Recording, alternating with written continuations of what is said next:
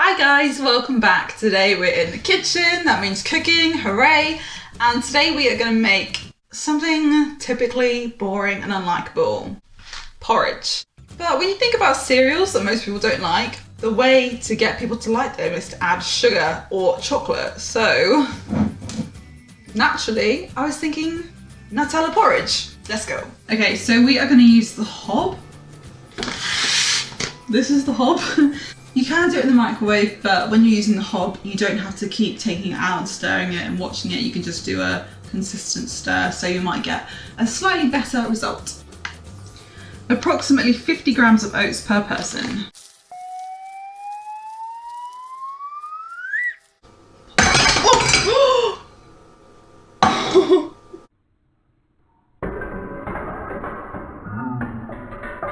Okay, I made a bit of a mess. It's okay, we'll just clean this up. So in they go. Now we can use milk or water, but milk will make it more creamy, so I'm going to go for that. So we need 300 millilitres. Next we are going to bring this to the boil, let it simmer for 2 to 3 minutes, then we're going to add the Nutella and it will be perfect.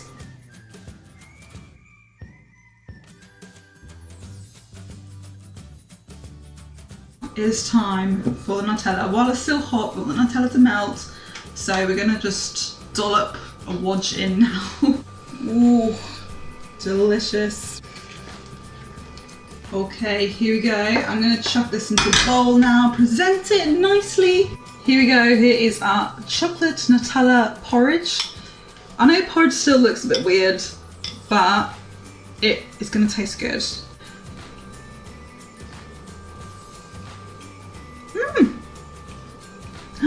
Oh, the aftertaste of Nutella.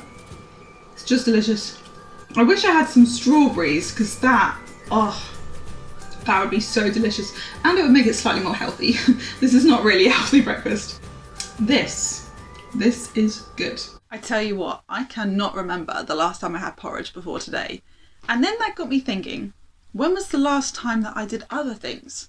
So we're going to play a little game and I'm going to give you 10 things that you might say or do, and you are going to score yourself on how recently you've done those things. So if you have done or said this thing in the past month, you get 1 point.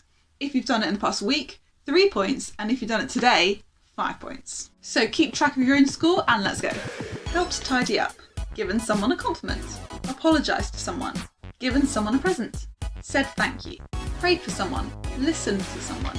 Asked someone how they are. Read some of the Bible. Offered to help. My score was 31. Now if you've done all of those things once this week, that means you'd have about 30 points just for reference. So aiming for about 30 is a really, really good way to go. But if you could score more than that, that would be so good. So the reason we're talking about this today is because people will live out and act out whatever is in their heart. So for example, I didn't score very well on offering to help, but if my heart was more passionate about being there to help people, then I'd score more.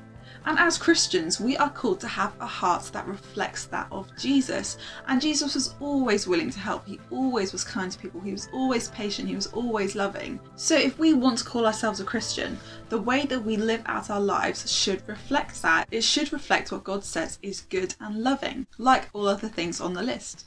In the book of Mark, Jesus is asked, what is the most important commandment? And in verse 30 and 31, Jesus answers with this: love the Lord your God with all your heart, all your soul, all your mind, and all your strength. The second most important is this: love your neighbour as yourself. There is no commandment greater than these. So if we're a Christian and our hearts truly love God, we need to be obeying what he says is good. And he says that these commandments are the most important too, above everything. We need to be loving God and loving people. And if we reflect on our own lives and our actions and our words don't really suggest that we're loving people, maybe we need to go back a step and look at the first commandment Jesus said, loving God. And once we've done that, we can then love other people as we love ourselves and do really good things for people. Because if you're saying you're a Christian and the things you're doing aren't very loving, Who else is going to want to be a Christian if that's what you're representing? So have a look back at the list and see which kind of things that you might be neglecting, which kind of things you want to do more regularly, or are there some things that we should add to the list that I've forgotten about? So your challenge by this time next week is to take the little test again and see if you can get 10 more points. Do you think you can? I would love to know. So good luck with that, and I will see you next time. Bye!